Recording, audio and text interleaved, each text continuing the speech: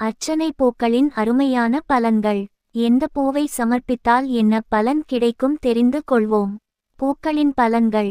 அல்லிப்பூ செல்வம் பெருகும். பூவரசம்பூ உடல் நலம் அதிகரிக்கும். வாடாமல்லி மரண பயம் நீங்கும். மல்லிகை குடும்ப அமைதி கிடைக்கும். செம்பருத்தி ஆன்ம பலம் அதிகரிக்கும். காசாம்பூ நன்மைகள் உண்டாகும்.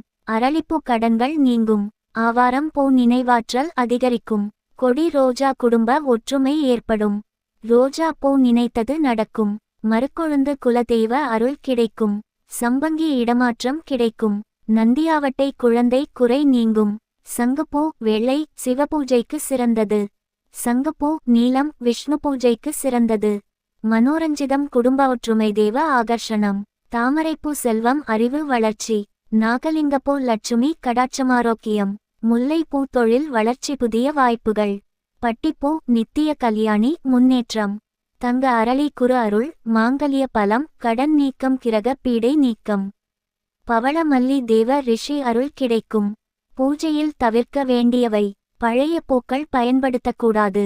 மலராத மொட்டுகள் வேண்டாம். தூய்மை இல்லாத பூக்கள் அர்ச்சனைக்கு கூடாது.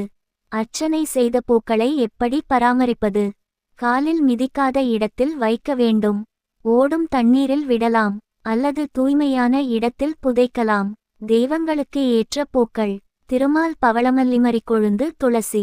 சிவன் வில்வம் செவ்வரளி. முருகன் முல்லை செவ்வந்தி ரோஜா. அம்பாள் வெள்ளை நிற பூக்கள்.